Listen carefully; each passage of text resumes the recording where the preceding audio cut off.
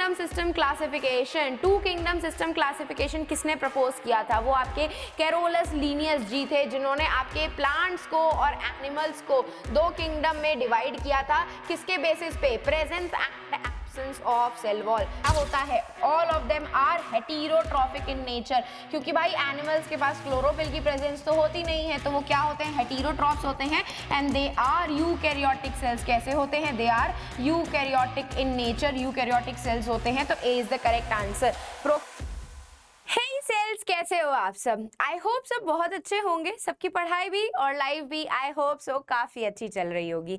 मैं हूं आपकी अपनी खुशबू माँ, biology master teacher at Vedantu. तो आज ये हमारा शुरू होने वाला है स्प्रिंट हमारे प्यारे से क्लास 11th ग्रेडर्स के लिए, जिसमें जैसे कि आप सब लोगों को पता है, आप सब लोगों ने ही बताया था कि बायो में स्टार्टिंग के दो chapters that is the living world and the biological classification आने वाला है। तो उसके अकॉर्डिंग आपका आज पहला आपका स्प्रिंट होने वाला है, जहां पे हम 11th के सबसे फर्स्ट चैप्टर के द लिविंग वर्ल्ड के क्वेश्चंस प्रैक्टिस करेंगे। तो मेक श्योर जरूर करना कि आप स्टार्ट से लेकर एंड तक इसे जरूर अटेंड करो, क्योंकि हम इसमें 1 मार्कर, 2 मार्कर, 3, 4 और 5 मार्कर सारे ही डिस्कस करेंगे। तो कोई भी मिस मत करना, आप लोगों के पीरियोडिक टेस्ट के लिए काफी इंपॉर्टेंट होने वाला है। इवन आपके आगे जो मेन एग्जाम्स होंगे उनके लिए भी ये सारे क्वेश्चंस बहुत इंपॉर्टेंट होंगे। चलो, तो let's start our session without wasting much more time. Here we go with the प्यारा सा dose of motivation. Inspiration comes from within yourself. One has to be positive. When you are positive, good things happen. Exactly भाई, हमें अपने motivation को हमेशा, हमें अपने thoughts को क्या रखना है? पॉजिटिव रखना है। उसी पॉजिटिव एनर्जी के साथ अगर आप अपने नीट की प्रिपरेशन करोगे, क्लास 11th की प्रिपरेशन करोगे, तो पक्का क्वालिफाई कर जाओगे अपने नीट के एग्जाम को। देखो, आई नो बहुत सारे लोगों को प्रॉब्लम हो रही होगी, क्योंकि जब हम 10th से 11th में जाते हैं तो एक ड्रास्टिक सा चेंज आता है हमारी स्टडीज में। मतलब कहाँ इतना सा सिलेबस और कहाँ इतना सारा सिलेबस। तो टाइम मैनेज करने में, स्कूल मैनेज करने में, कोचिंग, सेल्फ स्टडी सब मैनेज करने में बहुत प्रॉब्लम्स आती है, no doubt. But you can do it and you will definitely do it. बस इतना सा थॉट माइंड में रख करके पढ़ाई करते जाओ, सब आगे अच्छा होगा। चलो, तो let's begin our session.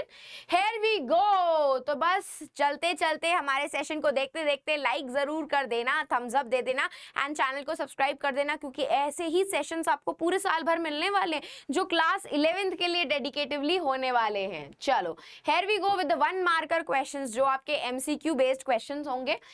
Here is the very first question. Who proposed the two kingdom system classification? Two kingdom system classification किसने propose किया था? वो आपके कैरोलस लीनियस जी थे, जिन्होंने आपके प्लांट्स को और एनिमल्स को दो किंगडम में डिवाइड किया था। किसके बेसिस पे? Presence and absence of cell wall. Presence and absence of cell wall के बेसिस पे आपके प्लांट्स को क्लासिफाई किया था उन्होंने टू किंगडम सिस्टम में। तो correct answer is Carolus Linnaeus जी।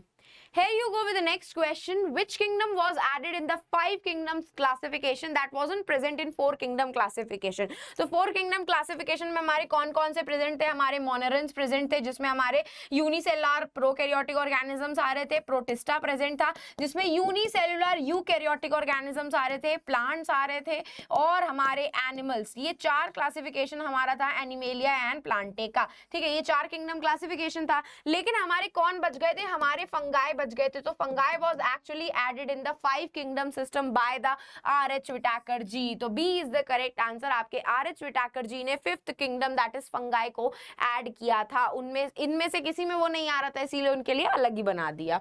चलो, नेक्स्ट आ जाते हैं। The 3 domain system classify organism into, जैसे कि हमने 6 किंगडम में सिस्टम में पढ़ा था, आर्की बैक्टीरिया आपका एक अलग से ऐड किया गया था, जिसको आपके कार्ल वूज जी ने 3 डोमेन में डिवाइड किया था। पहला डोमेन उनका था यूकैरियो का, जिसमें उन्होंने यूकैरियोटिक ऑर्गेनिजम्स ऐड किए थे। एक आपका आर्की था, जिसमें उन्होंने आर्की बैक्टीरिया को ऐड किया था, और एक आपकी यू बैक्टीरिया थी, जिसमें उन्होंने मोनेरेंस को ऐड किया था। तो Cairo, archaeo and you bacteria, that is a is the correct answer. जो आपके 3 डोमेन थे, जिनमें उन्होंने 6 किंगडम सिस्टम को क्या डिवाइड किया था। ठीक है, चलो, A is the correct answer. And here we go with the fourth question. The kingdom Animalia is characterized by animal kingdom में क्या होता है? All of them are heterotrophic in nature. क्योंकि भाई animals के पास chlorophyll की presence तो होती नहीं है, तो वो क्या होते हैं? Heterotrophs होते हैं and they are eukaryotic cells. कैसे होते हैं? They are eukaryotic in nature. Eukaryotic cells होते हैं, तो A is the correct answer. नहीं होते हैं, ऑटोट्रॉफिक होते हैं। नहीं, ऑटोट्रॉफिक तो होते ही नहीं है भाई। हेटेरोट्रॉफिक और प्रोकैरियोट्स में हमें कंफ्यूजन था। हेटेरोट्रॉफिक यूकैरियोटिक ऑर्गेनिजम्स होते हैं, ठीक है। चलो नेक्स्ट आ जाते हैं हम आपके फिफ्थ क्वेश्चन के ऊपर। The classification system that considered the presence और absence cell wall as a primary criteria आपका किसने दिया था? आपके लीनियस जी ने दिया था। लीनियस जी ने दिया था, जिन्होंने दो किंगडम सिस्टम दिए थे। एक तो उसमें प्लांटे था और एक उसमें क्या था? एनिमेलिया था, जिसको उन्होंने किसके बेसिस पे क्लासिफाई किया था? Presence and absence of cell wall के बेसिस पे। तो कौन सा दो किंगडम सिस्टम था? प्लांटे एंड एनिमेलिया वाला था, ठीक है। चलो अब आ जाते हैं हम अपने 2 मार्कर क्वेश्चंस पे। तो 2 मार्कर के क्वेश्चंस आपके थोड़े से ट्रिकी क्वेश्चंस होते हैं, कभी कभी आपके डायरेक्ट क्वेश्चंस भी आ जाते हैं। तो मेक श्योर जरूर करना कि आप हर एक चीज को अच्छे से पढ़ोगे, ताकि आपको पता होना चाहिए कितने पॉइंटर्स 2 मार्कर में, 3 मार्कर में और बाकी सारे आंसर्स में आपको लिखने हैं, ठीक है। चलो तो let's start with our 2 marker question. Here we go with the very first question. Describe the role of binomial nomenclature in taxonomy. Provide an example. तो binomial nomenclature के बारे में कौन प्रपोजल लेके आया था? आपके क्या था, पूरे प्रिंसिपल्स को आपके लीनियस जी ने दिए थे, बाकी प्रपोजल तो आपके कैस्पर बोहेन जी लेकर के आए थे। तो बाइनोमियल का मतलब क्या होता है? बाइनोमियल मतलब नेम, हम नॉमेनक्लेचर कर रहे हैं, नामकरण कर रहे हैं, तो क्या दो लेटर्स प्रेजेंट होंगे। एक आपका जीनस प्रेजेंट होता है और एक आपका स्पेसिफिक एपिथेट। अगर मैं अपना ही नाम आपको बताऊं, दैट इज खुशबू भाटिया, तो मेरा नाम बाइनोमियल है, मतलब दो लेटर्स प्रेजेंट है मेरे नाम के अंदर। तो बाइनोमियल नॉमेनक्लेचर का मतलब होता है कि ऐसा साइंटिफिक नेम जिसके अंदर दो टर्म्स प्रेजेंट है। एक पहला टर्म जीनस होता है and the second term is specific epithet. Specific epithet आपकी बुक में ही एग्जाम्पल दिया हुआ है। वन इज मेंजीफेरा इंडिका, जो आपके किसका नाम है? आपके साइंटिफिक नेम है मैंगो का। इन दोनों को हमें अलग अलग अंडरलाइन करना है। तो बाइनोमियल नॉमेनक्लेचर का रोल ये होता है कि हम कोई भी ऑर्गेनिज्म को साइंटिफिक नेम देते हैं, कुछ बहुत रूल्स आपके लीनियस जी ने दिए थे उनके बेसिस पे, और ये बाइनोमियल नॉमेनक्लेचर में जो साइंटिफिक नेम होता है वो दो चीजों से मिलकर के बना होता है, दो वर्ड से। एक पहला वर्ड आपका जीनस डिफाइन करता है, दूसरा word specific epithet that is your species define करता है, ठीक है। That is your species define करता है। चलो let's go with the next question. Explain scientific classification from kingdom to species for an animal and plant using specific examples for each. ठीक है, तो भाई टेक्सोनॉमिक कैटेगरीज हमने क्या पढ़ी थी? Kingdom, phylum, class, order, family, genus, species. Keep the pond clean otherwise family get sick. तो kingdom भाई क्या हो गया हमारा? एनिमेलिया हो गया किंगडम। फाइलम क्या हो गया आप लोगों का? कॉर्डेटा हो गया एनिमेलिया का। मैं आपके यहाँ पे पेंथेरा लियो का लिख रही हूँ। पेंथेरा लियो मतलब आपका लायन का लिख रही हूँ, साइंटिफिक नेम है आपके लायन का। तो लायन का हम लोग यहाँ पे टेक्सोनॉमिक कैटेगरीज लिख रहे हैं। एनिमेलिया हो गया, कॉर्डेटा हो गया, क्लास आपकी मेमेलिया हो जाती है, मैमल्स होते हैं आपके। ऑर्डर हो गया आप लोगों का कार्निवोरा, फैमिली इसकी फेलिडे होती है, जीनस अगेन पेंथेरा हो गया, और स्पीशीज का नाम क्या हो गया आपका? पेंथेरा लियो।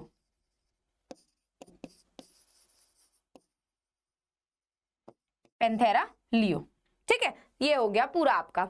ठीक, चलो ये तो हो गया आपके एनिमल्स का। प्लांट्स का बोलूं तो प्लांट्स का आपका ट्रिटिकम एस्टिवम, ये आपके वीट का साइंटिफिक नेम है, ट्रिटिकम एस्टिवम।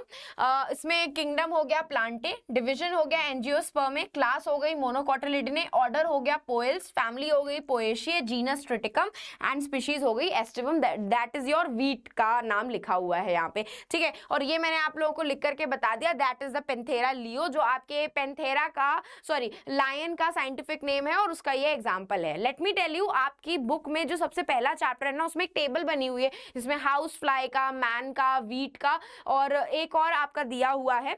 वो पूरा अच्छे से पढ़ करके जाना, क्योंकि मैंने अभी रिसेंट में ही एक शॉर्ट बनाया था उसमें मैंने दिखाया है, बताया है कि उस एक पर्टिकुलर टेबल से 3 से 4 क्वेश्चन आ चुके हैं आपके नीट में, है ना। तो नीट पीवाईक्यू आपका पूरा पूरा एनसीईआरटी बेस्ड रहता है, तो एनसीईआरटी में हर एक टेबल को बहुत अच्छे से पढ़ना है। कोई भी टेबल, भले वो एग्जाम्पल की ही टेबल क्यों ना हो, आपको वो छोड़ करके नहीं जानी है, क्योंकि जहां वो आपके स्कूल में भी उससे क्वेश्चन पूछ सकते हैं, आपके नीट में भी उससे क्वेश्चन पूछे जा सकते हैं। तो गड़बड़ मत करना भाई, पढ़ लेना, ठीक है। चलो, here we go with the next 2 marker question. Define the term species according to the biological classification. Discuss the challenges in defining species in asexual organisms. तो species हमने क्या पढ़े थे? ऐसे organisms which can interbreed and they also show reproductive isolation ये आपका जो biological species concept है किसने दिया था? अर्नेस्ट मेयर जी ने दिया था आपका। उन्होंने ये बताया था स्पीशीज आपके एक ऐसे ऑर्गेनिजम्स होते हैं which can interbreed and they show reproductive isolation. मतलब अगर मैं कहूं कि 2 तरीके की कैट आपका आपस में रिप्रोडक्शन कर सकती हैं, तो हाँ बिल्कुल कर सकती हैं। लेकिन अगर मैं बोलूं कैट और डॉग आपस में इंटरब्रीड कर सकते हैं, तो ऐसा पॉसिबल नहीं है। सेम स्पीशीज आपस में इंटरब्रीड कर सकती है, लेकिन कुछ बहुत एक्सेप्शंस हैं आपके। लेकिन जैसे कि आपका म्यूल्स आपका एक्सेप्शन है, लेकिन म्यूल्स के साथ ये चीज होती है कि अगर आपके 2 डिफरेंट स्पीशीज ने आपस में रिप्रोडक्शन परफॉर्म किया है, ब्रीडिंग करी है, तो उनसे जो उनका प्रोजनी होता है, उनसे जो उनका बेबी पैदा होता है, वो आपका इनफर्टाइल माना जाता है। जैसे कि म्यूल्स आपके इनफर्टाइल होते हैं, वो अपने आगे जनरेशन को इंक्रीज नहीं कर सकते। तो ये बायोलॉजिकल स्पीशीज कॉन्सेप्ट के बारे में अर्नेस्ट मेयर जी ने बताया था कि they can interbreed and they show reproductive isolation. और एसेक्सुअल ऑर्गेनिज्म भाई, क्या कोई रिप्रोडक्टिव आइसोलेशन होता है? अगर मैं बैक्टीरिया की बात करूं तो भाई बैक्टीरिया क्या करता है? माइटोसिस, सेल डिवीजन करके, भाई बाइनरी फिजन करके 2 तरीके के खुद के जैसे बैक्टीरिया बना लेता है। कोई रिप्रोडक्टिव आइसोलेशन दिखा है यहाँ पे? कुछ नहीं दिखता है। तो डिसएडवांटेज आपका एसेक्सुअल रिप्रोडक्शन का ये रहता है कि they do not show reproductive isolation in between their species. भाई बैक्टीरिया की स्पीशीज होती है, लेकिन हम उनका रिप्रोडक्टिव आइसोलेशन नहीं दिखा सकते हैं। हमें पता नहीं चलता है कि क्या वो सच में रिप्रोडक्टिव आइसोलेशन है कि नहीं है, क्या वो इंटरब्रीडिंग कर रहे हैं या नहीं कर रहे हैं। तो ये सबसे बड़ा डिसएडवांटेज होता है आपके एसेक्सुअल रिप्रोडक्शन के केस में, ठीक है। जबकि स्पीशीज क्या होती हैं?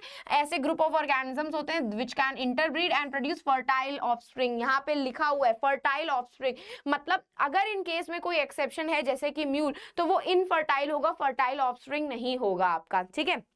यही था आपका बायोलॉजिकल स्पीशीज कॉन्सेप्ट। नेक्स्ट आ जाते हैं हम अगेन आपके 3 मार्कर्स क्वेश्चन के ऊपर। अब नेक्स्ट आ जाते हैं हम आपके 3 मार्कर क्वेश्चंस के ऊपर। तो here we go with the very first 3 marker का क्वेश्चन। देखो भाई, स्प्रिंट सीरीज आपकी वो है जिसमें आप जल्दी जल्दी आंसर कर पाते हो। तो क्या आप लोग इन सबके आंसर्स माइंड में जल्दी जल्दी कर पा रहे हो? माइंड में भी नहीं तो क्या आप लोग उसको लिख करके अच्छे से एक्सप्रेस कर सकते हो अगर आपके एग्जाम में या पीरियोडिक टेस्ट में ये क्वेश्चन आएंगे? तो ये चीज पूछी जा रही है। तो describe the hierarchical levels of classification from kingdom to species, provide an example at each level. क्या पढ़ा था हमने? Kingdom, phylum, class, order, family, genus, species. अभी मैंने आप लोगों को किसका? पैंथेरा लियो का जो कि आपका साइंटिफिक नेम है लायन का, उसका बताया था, ठीक है। पैंथेरा लियो का बताया था जो आपका साइंटिफिक नेम है आपके लायन का। तो किंगडम क्या था आपका? किंगडम था एनिमेलिया, फाइलम था कॉर्डेटा, क्लास क्या थी? मैमेलिया, सेम लिख सकते हो, कोई दिक्कत नहीं है। ऑर्डर था आपका क्या? कार्निवोरा। फैमिली क्या थी? फेलिडे। जीनस क्या था? पैंथेरा। और स्पीशीज क्या था? लियो। तो वही सेम लिख सकते हो। हायरार्किकल लेवल्स आपकी यही थी, हायरार्की यही रहती है टेक्सोनॉमिक कैटेगरीज की। Kingdom, phylum, class, order, family, genus, species. आप प्लांट का भी लिख सकते हो, बस प्लांट में फाइलम की प्लेस पे डिवीजन आ जाता है। एनिमेलिया किंगडम हो गया, कॉर्डेटा फाइलम हो गया, मैमेलिया आपकी क्लास हो गई, कार्निवोरा ऑर्डर हो गया, फैमिली फेलिडे हो गई, और आपकी जीनस पैंथेरा और स्पीशीज पैंथेरा लियो, जो कि आपके लायन का साइंटिफिक नेम है, ठीक है। चलो, here you go with the next question, 10th number. Define the taxonomy and briefly explain its importance in biology. तो taxonomy क्या थी भाई? आपकी एक ऐसी branch of science थी. It is a branch of science which deals with deals with your naming, किसके साथ, नेमिंग के साथ डील कर रही थी, आपके क्लासिफिकेशन के साथ डील कर रही थी, और किसके साथ, एंड आइडेंटिफिकेशन ऑफ ऑर्गेनिजम्स के साथ डील कर रही थी। यही तो थी आपकी टेक्सोनॉमी। और फादर ऑफ टेक्सोनॉमी कौन थे, आपके कैरोलस लीनियस जी थे, जिन्होंने ये बताया था। पहले क्या था, आपके स्टार्टिंग के टाइम पे हम टेक्सोनॉमी और सिस्टमैटिक्स को एक साथ सिनोनिमसली यूज करते थे, लेकिन वो दोनों सिनोनिमस नहीं थे। आपके जी सिम्पसन जी ने बोला था कि टेक्सोनॉमिक कैटेगरी जो होती है वो CINC को फॉलो करती है। टेक्सोनॉमी क्या करती है, CINC को, characterization, identification, nomenclature and classification को फॉलो करती है। लेकिन अगर मैं आपके सिस्टमैटिक्स की बात करूं, if I talk about systematics, तो सिस्टमैटिक्स में मैंने आपको क्या बताया था, along with CINC it also follows phylogeny. Phylogeny मतलब उसकी इवोल्यूशनरी हिस्ट्री के बारे में भी दे ऑल्सो स्टडी। तो ये आपकी थोड़ी ब्रॉडर कैटेगरी थी। बाकी फिलहाल टेक्सोनॉमी आपकी एक ऐसी ब्रांच ऑफ साइंस होती है which deals with the naming of the organism. जो नए ऑर्गेनिज्म मिल रहे हैं उनको क्लासिफाई करती है अकॉर्डिंग टू सिमिलैरिटीज एंड डिससिमिलैरिटीज, उनको आइडेंटिफाई करती है कि क्या कैट है, डॉग है, ह्यूमन की स्पीशीज है, कौन सी टाइप की स्पीशीज है। इंपॉर्टेंस क्या थी भाई, ऑब्वियस सी बात है, जब मैंने आपको स्टार्टिंग ऑफ द चैप्टर पढ़ाया था कितने थे, 1.7 to 1.8 million species are present on your earth. सबको एक एक करके तो नहीं पढ़ पाओगे भाई, हम मर करके वापस से जिंदा हो जाएंगे अगर हमने एक एक करके सारी स्पीशीज को पढ़ा, ऐसा पॉसिबल नहीं है। हमें 4-5 टर्म्स तो अभी याद नहीं हो रहे हैं। मैम आप कह रहे हो एक 1.7 to 1.8 मिलियन स्पीशीज को एक एक करके पढ़ो, तो it's not possible, practically possible नहीं। तो प्रैक्टिकली ना पॉसिबल होने की वजह से क्या किया गया, आपके इसी ब्रांच ऑफ साइंस को यूज किया गया। उनको क्या किया गया, पहले उनकी कैरेक्टराइजेशन चेक करी गई कि अगर बेबी पैदा हुआ है तो ह्यूमन बेबी है, कुत्ते का बेबी है, बिल्ली का बेबी है, किसका बेबी है। फिर हमने क्या किया, आइडेंटिफिकेशन किया। आइडेंटिफिकेशन करने में क्या किया, लड़का है कि लड़की है, चलो कैरेक्टराइज कर लिया, हम कर लिया कि ये ह्यूमन का बच्चा है। अब ह्यूमन का कौन सा बच्चा है भाई, बॉय है कि गर्ल है, हमने आइडेंटिफाई किया। अब लड़की निकली तो हम उनका नामकरण करेंगे, नॉमेनक्लेचर करेंगे, उसका नामकरण लड़की के बेसिस पे रखेंगे। फिर हम उसको कैरेक्टराइज कर देंगे कि मतलब उसको हमने लड़की की कैटेगरी में डाल दिया और लड़के को लड़के की कैटेगरी में डाल दिया। तो this will be easy for all of us और all the scientist to study so many species available on the earth. सिर्फ 13% डिस्कवर हुआ है, जो बाकी सारी स्पीशीज आपकी अवेलेबल है उनको कैसे स्टडी किया जाएगा, उसके लिए उनका क्लासिफिकेशन करना, आइडेंटिफिकेशन करना, नॉमेनक्लेचर करना और उनको कैरेक्टराइज करना बहुत इंपॉर्टेंट हो जाता है। ठीक है, तो this is the importance of your taxonomy branch. It provides scientists to follow the proper system to name them and to classify them। हम उनकी evolutionary relationship पढ़ सकते हैं और आपकी communication build-up कर सकते हैं कि कौन सा organism किसके साथ match कर रहा है, कौन सा organism किसके साथ similarity show कर रहा है, तो हम उसके according उसकी classification और grouping कर देते हैं। तो this is the advantage of your taxonomy branch। चलो, here we go with the next question। Discuss the evolutionary significance of the 5 kingdom classification system proposed by R.H. Whittaker ji. तो आप लोगों को मैंने बताया था सबसे पहला सिस्टम जिसका कोई साइंटिफिक क्लासिफिकेशन नहीं था, उसमें हमने क्या किया था, कपड़ा, रोटी, कपड़ा और मकान, शेल्टर एंड क्लोथिंग के बेसिस पे हमने अपने ऑर्गेनिजम्स को क्लासिफाई कर दिया, जिसका कोई बेसिस नहीं था, साइंटिफिक बेसिस। फिर साइंटिफिक बेसिस को सेटअप करने के लिए कौन आए, आपके फादर ऑफ बायोलॉजी आए, दैट इज योर एरिस्टोटल जी आए, जिन्होंने अगेन आपका थोड़ी बहुत साइंस इस्तेमाल करी, पूरी तरीके से इस्तेमाल नहीं करी। उन्होंने प्लांट्स को उनके मॉर्फोलॉजिकल कैरेक्टरिस्टिक्स के बेसिस पे, हर्ब्स, श्रब्स और ट्रीज के बेसिस पे उनको क्लासिफाई कर दिया था। ठीक है, हर्ब्स, श्रब्स एंड ट्रीज के बेसिस पे क्लासिफाई कर दिया। और एनिमल्स को उन्होंने प्रेजेंस ऑफ रेड ब्लड, किसके पास रेड ब्लड है उसको इनेमा कर दिया और जिसके पास रेड ब्लड की प्रेजेंस नहीं है उसको एनेमा कर दिया, है ना। तो इसमें भी कोई ज्यादा कुछ साइंटिफिक चीजें नहीं यूज करी गई थी। फिर आपके कौन थे, आए थे हमारे मॉडर्न टेक्सोनॉमी के father ji, that is the Carolus Linnaeus ji, जिन्होंने क्या थोड़ा बहुत साइंस को यूज करके first kingdom system of classification दिया था, जहां पे उन्होंने प्लांट्स को और प्लांटे और एनिमेलिया दो किंगडम बनाए थे, जहां पे उन्होंने प्लांटे में आपके बैक्टीरिया, फंगाई और बाकी सारे ऑर्गेनिजम्स को रख दिया जिनके पास प्रेजेंस ऑफ सेल वॉल थी। मतलब दुनिया पे जितने भी सेल वॉल वाले ऑर्गेनिजम्स थे, वो चाहे प्लांट हो, बैक्टीरिया हो, प्रोकैरियोट हो, यूकैरियोट हो, यूनिसेलुलर और मल्टीसेलुलर, सबको उठा करके उन्होंने प्लांट्स में कैटेगराइज कर दिया। क्या हम फंगस को प्लांट में रख सकते हैं? नहीं रख सकते हैं। क्या हम बैक्टीरिया को प्लांट्स में रख सकते हैं? नहीं रख सकते हैं, है ना। एनिमेलिया में भी उन्होंने यही कर दिया कि जिनके पास सेल वॉल की प्रेजेंस नहीं थी उनको सबको उठा करके एनिमेलिया ग्रुप में डाल दिया। तो ऐसा पॉसिबल नहीं था।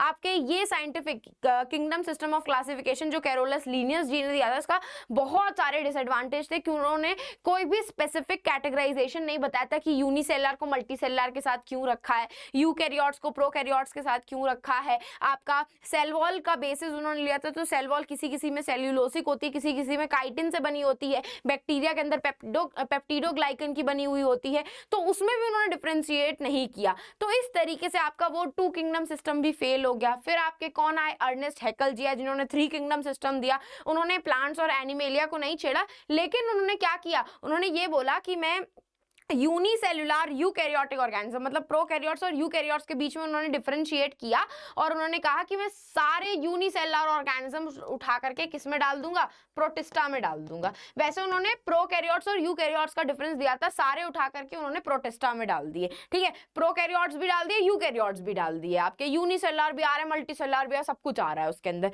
फिर ये सिस्टम बेकार हो गया। फिर आपके आए कोपलैंड जी, जिन्होंने 4 किंगडम सिस्टम दिया, जिन्होंने मोनेरा ऐड किया कि मोनेरा के अंदर उन्होंने यूनिसेलुलर और मल्टीसेलुलर को डिफरेंशिएट किया। उन्होंने कहा कि यूनिसेलुलर ऑर्गेनिज्म सिर्फ मोनेरा में आएंगे जो सारे आपके प्रोकैरियोट्स होते हैं। प्रोटिस्टा के अंदर यूनिसेलुलर यूकैरियोटिक आएंगे और जो मल्टीसेलुलर यूकैरियोटिक ऑर्गेनिज्म है वो प्लांटे और फंगाई में आएंगे, प्लांटे और एनिमेलिया में आएंगे। फिर ये सिस्टम गड़बड़ हो गया। क्यों? क्योंकि फंगस को किस में रखा जाए? फंगस तो बड़ा ही डिफरेंट टाइप का ऑर्गेनिज्म था। आपका सेल वॉल भी प्रेजेंट होती है लेकिन काइटिन की होती है, प्लांट्स में नहीं रख सकते हैं। आपके कुछ हेटेरोट्रॉफिक होते हैं तो एनिमल वाला कैरेक्टरिस्टिक्स भी शो कर रहे हैं। तो उसके लिए आपके प्यारे से विटाकर जी आए और उन्होंने फाइनली दिया 5 किंगडम सिस्टम, जहां पे उन्होंने फंगाई एक अदर किंगडम ऐड करके सारे फंगस को उठा करके उसी किंगडम में ऐड कर दिया। तो इस तरीके से आपका ये इवोल्यूशनरी सिग्निफिकेंस शो हुआ आपके 5 किंगडम सिस्टम में, जिन्होंने सेल वॉल का बेसिस लिया, सेल टाइप कैसा होना चाहिए, बॉडी ऑर्गेनाइजेशन उसका कैसा होना चाहिए, मोड ऑफ न्यूट्रिशन कैसा होना चाहिए, ये सारे बेसिस के ऊपर उन्होंने 5 किंगडम सिस्टम दिए, जिसकी वजह से अब हम प्रॉपर अपने सारे अर्थ पे ऑर्गेनिजम्स जो हैं उनको क्लासिफाई कर पा रहे हैं। प्लांट्स का प्लांट में कर रहे हैं, एनिमल्स का एनिमेलिया में कर रहे हैं और फंगाई का फंगस में कर रहे हैं। प्रोटिस्टा अलग हो गया, मोनेरा अलग हो गया। तो यही आपका इवोल्यूशनरी सिग्निफिकेंस था जो 5 किंगडम सिस्टम में देखा गया, क्योंकि इतने डाइवर्स ऑर्गेनिज्म को उन्होंने एक प्रॉपर क्लासिफिकेशन प्रोवाइड किया कि भाई देखो, फंगस के पास अलग तरीके की प्रॉपर्टी होती है तो उसको फंगाई किंगडम में ऐड करना है, प्लांट्स के पास अलग तरीके की कैटेगरी होती है तो उसको प्लांट्स में ऐड करो। तो इस तरीके से आपका ये इवोल्यूशनरी सिग्निफिकेंस था आपके 5 किंगडम सिस्टम का, जो आपके R.H. विटाकर जी ने दिया था। And here we ended our 3 marker question. भाई अब कौन से आ रहे हैं? हमारे 4 मार्कर क्वेश्चन, जो आप सब लोगों को पता है it's a type of case based question. Case based questions रहते हैं आपके 4 मार्कर के क्वेश्चंस, ठीक है। चलो गाइज रेडी हो जाते हैं हम भाई पहला पहला करने के लिए। ये आपका 4 मार्कर रहेगा, जिसके पास आपके पास बहुत सारा बड़ा सा ये रहता है केस, और ये सारे क्वेश्चंस देखो, क्वेश्चंस अगर ईजी होंगे तो आप तुरंत कर लोगे, लेकिन अगर क्वेश्चंस थोड़े से टफ होंगे तो थोड़ा एक्स्ट्रा टाइम आपको लगाना पड़ेगा अपना ऊपर का केस पढ़ने के लिए, लेकिन हम फिर भी पढ़ते हैं। Which takes into account evolutionary relationship between organisms। तो ऐसी कौन सी ब्रांच ऑफ साइंस हमने पढ़ी थी जहां पे हम CINC तो कर रहे थे, साथ साथ में फाइलोजेनी भी कंसिडर कर रहे थे। क्या कंसिडर कर रहे थे? कौन सा था हमारा? ध्यान से सोचो। यस, सिस्टमैटिक्स था, जहां पे हम लोग फाइलोजेनी भी कंसिडर कर रहे थे along with the CINC। Along with CINC हम और क्या कंसिडर कर रहे थे? फाइलोजेनी भी कंसिडर कर रहे थे, ठीक है। Who is the father of taxonomy? भाई कैरोलस लीनियस जी थे हमारे फादर ऑफ टेक्सोनॉमी, जिन्होंने इतना सारा बाइनोमियल नॉमेनक्लेचर प्रिंसिपल प्रपोज किए थे। डिफाइन टेक्सोनॉमी, एक ऐसी branch of science which deals with CINC, that is the classification. Classification के साथ ऑर्गेनिज्म के डील करती है, आइडेंटिफिकेशन ऑफ ऑर्गेनिजम्स के साथ डील करती है, आइडेंटिफिकेशन के बाद उसके नामकरण के साथ डील करती है, दैट इज नॉमेनक्लेचर के साथ डील करती है, एंड नॉमेनक्लेचर करने के बाद उसकी कैरेक्टराइजेशन करती है कि किस कैटेगरी में हमारे इस प्यारे से ऑर्गेनिज्म को हमें डालना चाहिए। तो यही एक ऐसी ब्रांच ऑफ साइंस होती है। सिस्टमैटिक का भी सेम वो डेफिनेशन रहेगा, but it's a broader term. It also includes the evolutionary relationship, that is the phylogeny progeny of the organism, कि भाई उसके पूर्वज कौन थे, उसके अकॉर्डिंग उसका पूरा क्लासिफिकेशन और उसको कैटेगरी में डाला जाता है। तो सिस्टमैटिक्स जो है कंपेयर टू आपका टेक्सोनॉमी थोड़ा सा ब्रॉडर टर्म कंसिडर किया जाता है। चलो, here we go with the next question. Again आपका 4 मार्कर क्वेश्चन है, what is the expansion of ICBN, international code of botanical nomenclature? क्या होता है? International code of botanical nomenclature, है ना, यही तो था हमारा आंसर। ये तो पढ़ना ही है भाई, ये तो आपके नीट में भी आता है। Which is involve in the naming of animals? ICZN, international code of zoological nomenclature. Define nomenclature. Nomenclature is a part of your taxonomy where we will provide the scientific name to our organism और the discovered organism. कोई भी discovery होती है आपके organism की तो उसको scientific name provide करने के लिए we will use the binomial nomenclature. Who is what is ICZN? It's a international code for zoological nomenclature. आपके एनिमल्स को साइंटिफिकली नेम करने के लिए हम कौन सा कोड यूज करते हैं? ICZN। What is the need of nomenclature? भाई बिना नाम के कैसे पहचानोगे ऑर्गेनिजम्स को? तो भाई नॉमेनक्लेचर का बेसिस ये होता है कि हम ऑर्गेनिज्म को प्रॉपर साइंटिफिक नेम प्रोवाइड करते हैं ताकि उसी साइंटिफिक नेम से आपका वो पर्टिकुलर ऑर्गेनिज्म पूरी दुनिया भर में जाना जाए। यही आपका मेन नीड होती है नामकरण की। ओए छिछ करके थोड़ा बुलाओगे नहीं भाई, प्रॉपर नाम दे करके ही तो बुलाओगे किसी भी ऑर्गेनिज्म को। तो यही होता है ICBN, international code for botanical nomenclature, ICZN international code of zoological nomenclature, और बाकी मैंने आपको बता दिया it's a standardized protocol for giving scientific name to our organism, ताकि हम उनको ऑल ओवर वर्ल्ड में एक ही पर्टिकुलर नाम से जान पाए और कोई कंफ्यूजन ना क्रिएट हो whenever scientist are doing their research on that particular organism. ठीक है, चलो भैया नेक्स्ट एंड लास्ट हमारे 5 मार्कर क्वेश्चन। भाई 5 मार्कर क्वेश्चन आ गए हैं। Discuss the rational behind the RH Whittaker's proposal of 5 kingdom system classification. How this system improve upon earlier classification system. भाई कितने सारे क्लासिफिकेशन सिस्टम आए थे, साइंटिफिक बेसिस वाले नहीं आए थे, फूड शेल्टर रोटी कपड़ा मकान के ऊपर आ गए थे, 2 किंगडम सिस्टम आए थे लीनियस वाला। तो बेसिस क्या था भाई RH विटाकर जी का कि उन्होंने सेल वॉल को भी कंसिडर किया था, बॉडी ऑर्गेनाइजेशन को भी कंसिडर कर लिया था आपका। ठीक है, उसके बाद सेल्यूलर ऑर्गेनाइजेशन को भी कंसिडर कर लिया था आपका, जिसमें टिश्यू सिस्टम वगैरह आ रहे हैं, मल्टी सेल आ रहे हैं, यूनिसेल आ रहे हैं कि नहीं है आपके, प्रोकैरियोट्स यूकैरियोट्स को भी कंसिडर कर लिया था, सेल वॉल की प्रेजेंस कंसिडर कर ली थी, मोड ऑफ न्यूट्रिशन को कंसिडर कर लिया था और आपके रिप्रोडक्शन को भी कंसिडर कर लिया था। तो ये सारे बेसिस को कंसिडर करते हुए उन्होंने सबसे एडवांस सिस्टम ऑफ क्लासिफिकेशन दिया था ताकि आपके प्रॉपर हर एक ऑर्गेनिज्म को हम कैटेगराइज कर सके उनके सिमिलैरिटी एंड डिसिमिलैरिटी के बेसिस पे। देखो अगर मेरे यहाँ पे 5 लोग खड़े हैं और पांचों के पास एक ही कॉमन कैरेक्टरिस्टिक है, तो क्या आप एक कॉमन कैरेक्टरिस्टिक पढ़ के उन पांचों लोगों के बारे में नहीं जान पाओगे? तो यही रीजन होता है आपके कैरेक्टराइजेशन करने का। तो इन सब के बेसिस पे उन्होंने उनको क्लासिफाई किया, जिसकी वजह से आज हम प्रॉपर प्लांट्स के बारे में अलग, एनिमल्स के बारे में अलग, फंगस के बारे में, प्रोटिस्टा के बारे में, मोनरेंस के बारे में डिटेल में स्टडी कर पा रहे हैं। एक के बारे में कॉमन कैरेक्टरिस्टिक्स पढ़ के हम कितने सारे ऑर्गेनिजम्स के बारे में रीड कर पा रहे हैं आपका। तो यही आपका मेन रैशनल था आपके RH विटाकर के प्रपोजल का 5 किंगडम सिस्टम का। और उन्होंने भाई मोनेरा, प्रोटिस्टा, प्लांटेन, एनिमेलिया को तो हमने अलग कर दिया, लेकिन हम फंगाई को नहीं अलग कर पाए थे। तो उनका यही एम था कि हम उनकी इवोल्यूशनरी स्टडी और cellular organisation, mode of nutrition, इन सबको पढ़ के उनको प्रॉपर क्लासिफिकेशन कर पाए। और ये सिस्टम आपका इसीलिए इतना ज़्यादा रिकॉग्नाइज्ड होता है, इतना वेल एडवांस्ड माना जाता है और ज़्यादा फॉलो किया जाता है। क्यों? क्योंकि भाई आपने प्रॉपर प्रोकैरियोट्स को मोनेरा में अलग कर दिया, सेपरेट कर दिया आपने यूकैरियोटिक ऑर्गेनिज्म को प्रोटिस्टा के अंदर, मल्टीसेलुलर प्लांट्स को आपने प्लांट्स के अंदर कंसीडर कर दिया, मल्टीसेलुलर यूकैरियोटिक एनिमल्स को एनिमल्स में अलग कर दिया, फंगाई जो डिफरेंट तरीके की कॉमन कैरेक्टरिस्टिक शो करता है उसको आपने फंगाई किंगडम में डाल दिया। फिर उसके बाद आपके कार्ल वूज जी आए थे, उन्होंने इन तीनों किंगडम को उठा करके डोमेन में भी कंसिडर कर दिया था।